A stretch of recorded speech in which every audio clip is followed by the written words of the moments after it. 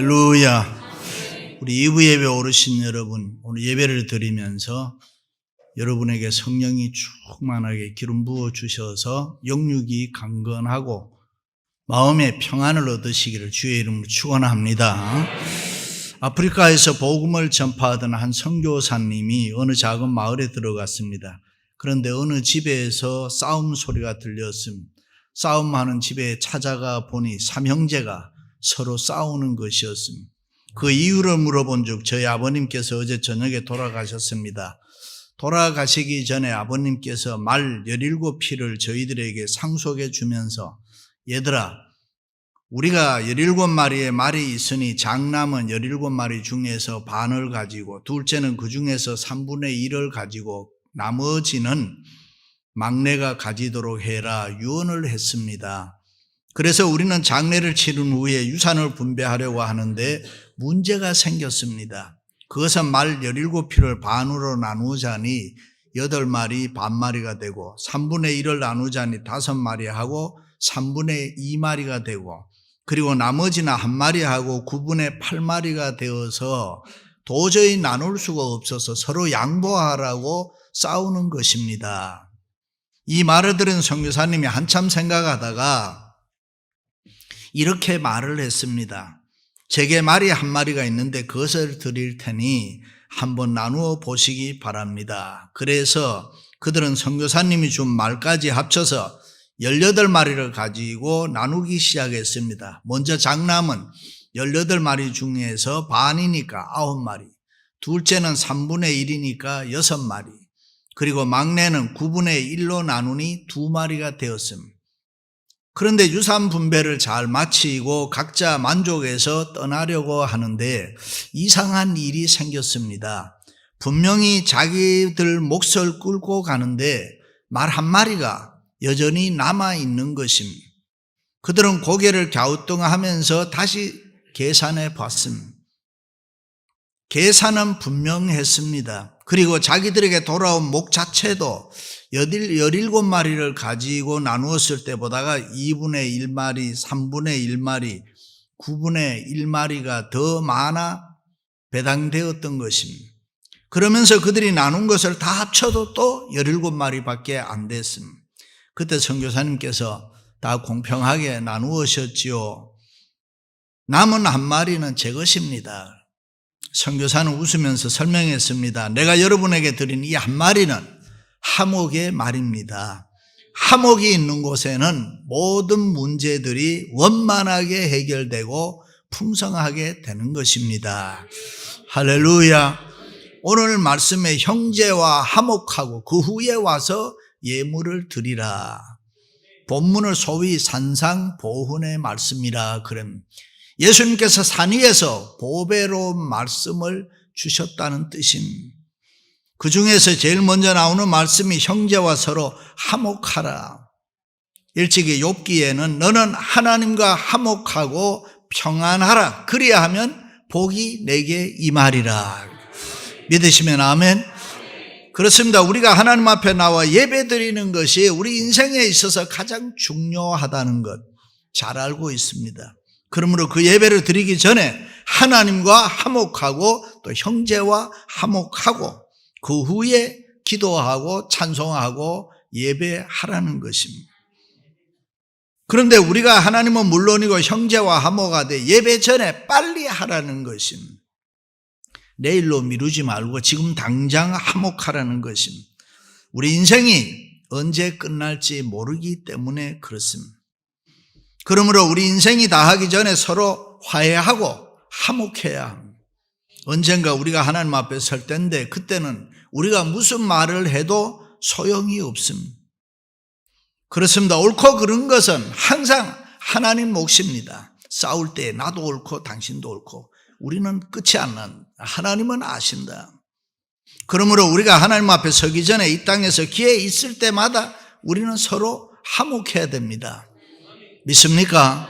살인하지 말고 형제와 화목하라는 예수님의 말씀은 꼭 사람을 죽이는 것만을 살인이라고 하지 않았습니다. 그냥 단순히 욕하는 것, 미워하는 것, 말로 인격을 짓밟는 것, 또 바디 랭귀지로 사람을 무시하는 것, 그것을 다 살인이라고 합니다. 그 살인을 하지 않기 위해서는 우리가 항상 형제와 화목해야 합니다. 형제와 화목하면 미워할 것도 없고, 형제와 화목하면 욕할 이유도 없고, 살인할 이유도 없습니다. 그런 마음으로 예배하라. 그러면 응답과 상급이 있는 줄로 믿습니다. 할렐루야. 그러므로 우리는 하나님 앞에 예배를 드릴 때마다 용서할 것은 용서하고, 사랑할 것은 사랑하고, 마음속에 조그마한 응어리도 두지 말라는 것입니다. 그래야 은혜 받고 성령 충만한 예배를 우리가 드릴 수 있는 줄로 믿습니다. 할렐루야. 그러므로 우리는 이웃과의 사사로운 감정, 원망, 불평, 시기, 질투, 그런 마음을 품고 있으면은 빨리 우리에게 그런 마음이 생길 때 털어버려야 돼요. 그런 마음을 가지고 우리에게 행동이 나타나서 죄를 짓게 하면 안 되는 것입니다.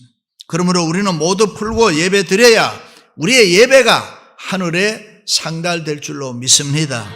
그럼 우리가 어떻게 살아야 형제와 화목할 수 있습니까? 첫째는 우리 마음을 잘 다스릴 줄 알아야 합니다. 형제에게 노하는 자마다, 나아가 욕하는 자마다 심판을 받게 되고 했습니다. 다시 말해 우리 마음속에 형제에 대해서 좋지 못한 감정을 가지고 싸우면 안 된다, 그 말입니다. 예를 들어서 분냄, 미움, 시기, 질투, 이런 것이 우리 마음에 생길 때에 그것을 이기지 못하고 우리 마음을 다스리지 못하면 싸우게 되고, 누구나 엄청나게 잘못하고 또 실수하고 어려움을 겪게 된다는 것입니다.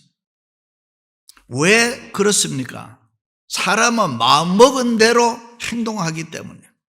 일찍이 하나님이 가인의 제사는 받으시지 않으시고 아벨의 제사는 받으셨습니다. 그때 가인의 마음에 시기, 질투, 분노가 일어났습니다. 그 분노의 마음을 가인이 다스리지 못하니까 동생을 죽여버렸습니다. 요셉의 형들이 요셉을 시기했습니다. 왜 너만 아버지 사랑을 많이 받느냐? 그들이 시기하고 질투하는 마음을 다스리지 못할 때에 요셉을 죽이려고 했고 또 팔아버렸습니다. 바리새인들이 왜 예수님을 십자가에 못 박아 죽였습니까? 미워하는 마음을 다스리지 못해서 그렇습니다. 그 미움의 마음을 다스리지 못해서 그들은 죄를 지었습니다. 그렇습니다. 사람은 누구나 완전하지 못합니다. 다른 사람이 하는 일을 나는 하지 못할 때가 있고, 다른 사람이 가진 것을 내가 안 가지고 있을 수도 있고, 또 내가 가진 것을 다른 사람이 못 가지고 있을 수도 있습니다. 그러므로 우리는 서로 이해하면서 도우면서 살아가야 할 줄로 믿습니다. 우리가 서로 사랑하고 화목할 때 우리의 신앙과 인격이 쭉쭉 성장하게 되는 것입니다. 우리는 연약한 인간이기 때문에 살다 보면 화낼 때도 있어요. 그러나 어디까지나 일시적으로 끝나야 되는 것입니다. 화를 계속 품고 있으면 그것이 곧 살인이 된다, 그 말입니다. 그래서 바울은 분을 내어도 죄를 짓지 말고 해가 지도록 분을 품지 말고 마귀로 틈을 타지 못하게 하라. 할렐루야. 왜 그렇습니까? 우리 마음속에 형제를 미워하는 마음을 가지고 있으면 사단의 도구가 된다는 것입니다. 자기는 잘났다고 이야기하는데 다 사탄이 좋아하는 얘기만. 우리가 형제와 다투고 형제에 대한 좋지 못한 감정이 있으면 기도해도 기도가 되지 않아요. 찬송을 해도 열매가 없습니다. 은혜를 받지 못합니다. 하나님의 말씀을 들어도 깨닫지도 못하고 은혜가 안 되는 것입니다. 성령이 우리를 떠나버리는 것입니다. 성령의 기름 부음이 없고 성령이 우리를 컨트롤하지 않습니다. 그러므로 좋은 크리스찬이 되려면은 자기의 마음을 잘 다스려야 합니다. 자기 마음을 잘 보호해야 됩니다. 우리가 누구와 부딪히고 싸워서 나쁜 감정, 악한 감정, 우리 마음에 틈타지 못하도록 우리 마음을 내가 늘 지켜야 되는 것입니다. 그러기 위해서는 때로는 우리 마음을 또 넓혀야 되는 것이고, 그래 이해하자. 예수님처럼 십자가의 사랑으로 용서하자. 마음으로 마음을 계속 넓혀야 됩니다. 할렐루야. 1975년도에 이집트의 사다트 대통령이 노벨 평화상을 탔습니다. 그 당시 중동의 여러 나라, 지금도 마찬가지인데 이스라엘을 싫어합니다. 화해하는 것을 싫어했습니다. 그러나 사다트는 이스라엘의 백인 수상을 먼저 찾아가서 화해를 청했습니다. 세계 사람들이 그것을 보고 박수를 보내고 칭찬을 했습니다. 누가 먼저 찾아가서 고개를 숙이면 화해할 수 있는 마음, 그것은 주님의 마음, 주님의 아름다운 마음인 것입니다. 우리 마음속에 형제에 대한 좋지 못한 감정이 있으면은 마귀가 우리 마음을 나쁜 쪽으로 자꾸 지배해 나가는 것입니다. 마귀에게 지배를 받으면은 성령님이 우리를 떠나버리는 것입니다. 그러므로 우리는 마음을 잘 다스려 형제와 부딪히지 말고 싸우지 말아야 됩니다. 아멘. 우리는 주님의 마음 본받아 이해하는 마음, 사랑하는 마음, 용서하는 마음, 바다같이 넓은 마음, 하늘같이 높은 마음, 그런 마음들을 가져야 됩니다. 그래서 예수 믿는 우리들은 손해를 감수하고 언제나 좋은 인간관계를 만들어야 할 줄로 믿습니다. 할렐루야. 예수님 십자가에 못 박히시면서 뭐라고 기도했습니까? 아버지여, 저들의 죄를 용서해 주옵소서. 저들이 하는 짓을 알지를 못합니다. 사실이지 로마 군인들이 자기들이 하는 일을 몰랐습니다. 예수님이 하나님의 아들이신 줄 알았으면 십자가에 왜 못 박았겠습니까? 몰랐기 때문에. 그래서 예수님께서 모든 것을 다 이해하시고 모르고 하는 거니까 용서해 주셨다. 그렇습니다. 누가 여러분의 마음을 아프게 합니까? 누가 여러분을 화나게 합니까? 내버려 두십시오. 몰라서 그렇습니다. 넓은 마음으로 이해하고 용서하고 사랑해 주시기 바랍니다. 할렐루야. 어떤 때는 누군가가 우리들을 사랑해서 사실을 또 말해 줄 때가 있어요. 그럴 때는 우리가 회개해야 되는 거예요. 돌이켜야 되는 거예요. 왜 우리가 그 사람을 미워합니까? 그 사람에 대해서 화낼 이유가 없어요. 때로는 오해일 수도 있습니다. 그렇더라도 우리 자신들이 돌이켜보면은 그런 기회로 삼아야 되는 거예요. 아, 나도 이런 게 나쁜 게 있나? 그걸 받아들여야 됩니다. 그런데 사실 우리가 우리 마음을 다스린다는 것이 참 어렵습니다. 쉽지를 않습니다. 내가 그러지 말아야지. 몇 번이고 다짐하지만 그 결심이 쉽게 그냥 세상 살다 보면 무너져 버리는. 제가 어떤 여집사님에게 남편에게 잘해드리세요. 남자는 7살 먹은 어린아이와 똑같습니다. 기분 좋게 해드리면 목숨 걸고 나가서 열심히 일해서 돈 벌어옵니다. 그랬더니 목사님 말씀 듣고 이제는 그렇게 살아야 되겠다 마음을 먹고 있는데, 만나서 얼굴 보고 몇 마디 주고받으면 갑자기 미워지고 열받는다는 거예요. 그러면서 나보고 목사님 어쩜 좋지요? 글쎄요, 내가 어떻게 하겠어요? 그러나 예수 믿는 우리는 하나 분명한 게, 그렇게 살면 절대로 안 됩니다. 다시 한번 결심하면서 계속 기도하고 말씀 듣고 깨닫고 순종하는 가운데 우리는 어느 날 갑자기 사람이 변해버리는 것입니다. 팀 라헤이가 쓴 성령의 기질이란 책에 보면은 우리의 성격, 우리의 성질은 변화될 수 있다는 거예요. 예수 믿는 사람 변화될 수 있다는 거예요.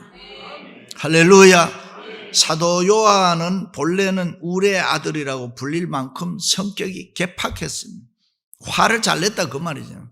한 번은 복음을 증거하는데 사마리아 사람들이 잘 받아들이지를 않고 믿지를 않습니다. 우리 교회도 전도 특공대가 있는데 전도에 보면 알잖아요. 사람들이 잘 받아들이지를 않습니다. 사도 요한이 그것을 보고 예수님께, 예수님 하늘에서 불을 내려서 싹 멸망시켜버린 사마리아 사람들 싹 죽여버립시다.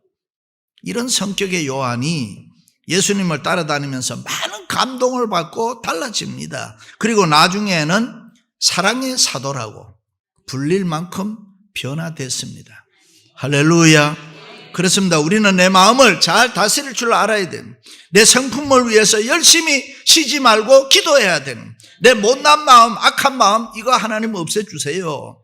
말씀을 열심히 들으면서 깨달아야 되고 성령님께서 내 마음을 주관하시도록 성령님의 도우심을 구하면 우리는 얼마든지 달라지고 변화될 줄로 믿습니다.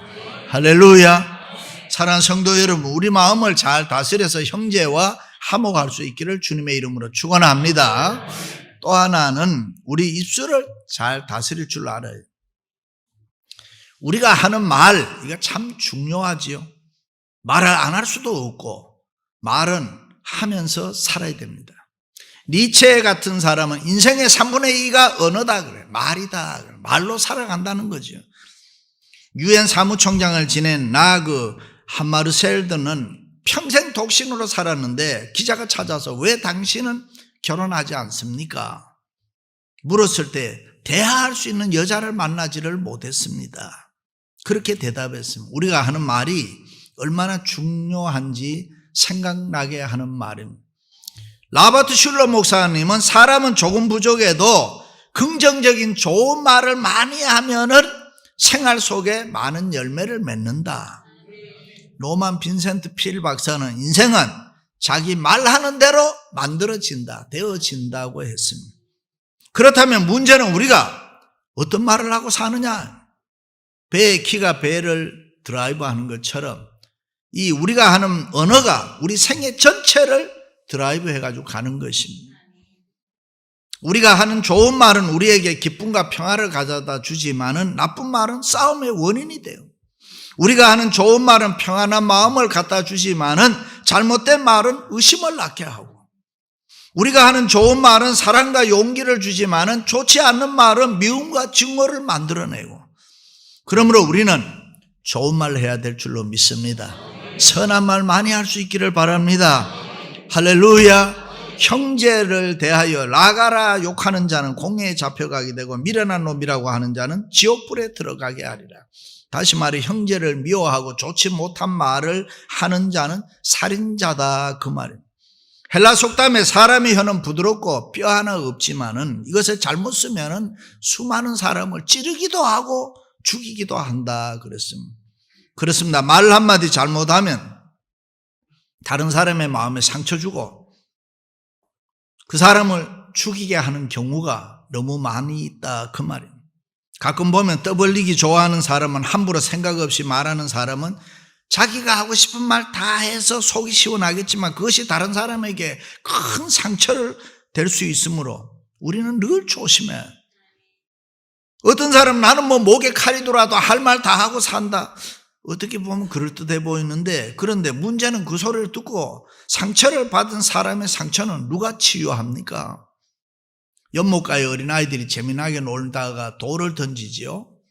그러면 개구리, 연못 안에 있는 개구리 등에 맞으면 생사가 달려있는.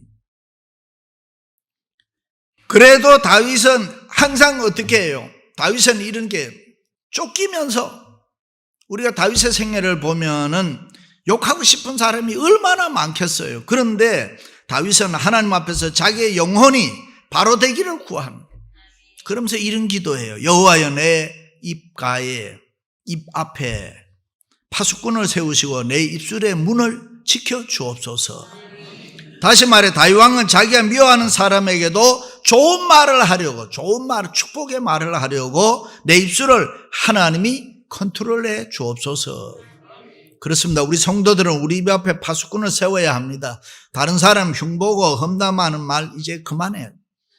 우리 성도들은 될 수 있는 대로 다른 사람을 위로해주고 격려해주고 용기 주고 사랑의 말을 많이 해야 될 줄로 믿습니다. 그래야 형제와 우리가 화목할 수가 있습니다. 특별히 우리들은 추측해서 또 말하면 안 돼요.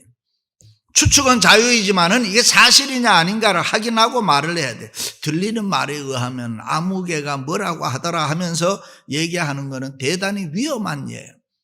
한 걸음 더 나가서 아무리 사실이라도 다른 사람이 들어서 덕이 되지 않는다, 마음을 아프게 하는 말은 하지 말아야 돼요. 우리는 필요한 말만 하도록 노력을 해야 됩니다. 빈말이라도 필요 없는 말은 할 필요가 없습니다. 이스라엘 백성들이 광야 생활할 때 너무 힘드니까 죽겠다, 못 살겠다, 그만 여기서라도 죽었으면 좋겠다. 하나님께 그 말대로 다 이루어 줬습니다. 그러므로 우리는 힘들다고 어렵다고 빈말 함부로 하면 안 됩니다. 우리의 입술을 잘 다스려서 형제에게 상처를 또 주지 말고 형제와 화목하도록 애를 쓰고, 형제와 화목하는 것이 우리를 향하신 하나님의 소원입니다. 믿으시면 아멘. 하나님 앞에서 바로 살고자 하는 자는 우리는 형제와의 관계도 바로 돼야 됩니다. 어떤 사람이 이렇게 말합니다. 화해를 하고 싶지만은 그 사람이 입을 꽉 다물고 있는데 내가 먼저 말할 필요가 있습니까? 가는 데까지 가보지요. 참으로 안타까운 일. 상대방도 똑같이 생각하고 있는 그런 마음은 하나님이 기뻐하지 않습니다. 성경은 뭐라고 말합니까? 말씀에 너희는 먼저 가서 형제와 화목하라. 너희가 먼저 하라는 거예요. 신앙이 있는 사람, 믿음이 있는 사람 먼저 하라는 거예요. 일찍이 예수님께서 우리와의 관계를 화목하기 위해서 먼저 이 땅에 인카네이션 하셨다. 그리고 죄 없이 멸시천대 받으시고 쓰라리 십자가 지셨습니다. 그 사랑을 레콘실레이션, 화목이라고 합니다. 그러므로 우리도 주님 본받아서 내가 먼저 가서 고개 숙이고 화해하는 일은 너무도 아름다운 일이라. 그러므로 내가 먼저 가서 사랑해야 되고 내가 먼저 가서 조건 없이 무조건 용서해 줘야 돼요. 믿으시면 아멘? 어떻게 그럴 수 있습니까? 우리가 은혜 받으면 할 수가 있습니다. 성령 받으면 할 수가 있습니다. 한국 교회는 훈련이 참 많습니다. 교회마다 찬양 훈련, 전도 훈련, 퀴티, 묵상 훈련, 제자 훈련 나름대로 필요하지요. 그런데 우리의 삶은 이 훈련으로 되는 게 아닙니다. 은혜를 받아야 됩니다. 은혜를 받으면 변합니다. 은혜를 받으면 생활 속에 역사가 일어납니다. 믿으시면 아멘? 누가 신앙생활 잘합니까? 어떤 사람이 시험 이겨내갑니까? 누가 잘 참습니까? 누가 헌신을 잘합니까? 누가 화목합니까? 은혜 받은 사람은 할 수가 있다. 누구든지 은혜를 받으면 화목할 수 있습니다. 누구든지 은혜 받으면 참을 수도 있고, 은혜를 받으면 변하고, 은혜를 받으면 달라지고, 은혜가 사람을 화목시키는 것입니다. 은혜를 받으면 누가 말하지 않아도 헌신하고 충성합니다. 할렐루야. 마리아가 300데나리온이나 되는 귀한 향유를 예수님의 발에 붓고 머리털로 닦았다. 그럴 수 있습니까? 너무 아름다운 일입니다. 우리도 그렇게 하고 싶지 않습니까? 마리아가 하는 일이 좋은 줄 알면서도 우리는 왜 못합니까? 헌신은 구호로 되는 것이 아닙니다. 우리가 먼저 은혜를 받아야 되는 거예요. 은혜를 받으면 자연히 시키지 않아도 헌신하게 되는 것이에요. 그렇다면 마리아는 예배라는 게 뭔가를 알았어요. 마리아는 예수님이 뭐를 좋아하신가를 알았습니다. 그렇다면 우리도 하나님 앞에 나와서 예배를 드리면서 우리 마음의 소원을 빌기에 앞서서 하나님께서 원하시는 이 하나님의 소원, 형제와 사이에 화목하고 화목을 먼저 이루어야 된다 그 말입니다. 때로는 내 자존심이 상하고 체면이 손상된다고 하더라도 먼저 가서 말로 화해하고 넓은 마음, 아름다운 마음으로 화목하면서 살아야 할 줄로 믿습니다. 그렇지 않다면 우리는 바리새인과 서기관들처럼 다를 것이 하나도 없어요. 주님으로부터 화로다, 너 외식하는 자여, 책망받을 수밖에 없을 것입니다. 사랑하는 성도 여러분, 주님을 본받아서 무조건 용서하고 이해하고 사랑하고 형제와 화목함으로 하나님이 기뻐하시는 아름다운 삶을 살아가시기를 주님의 이름으로 축원합니다.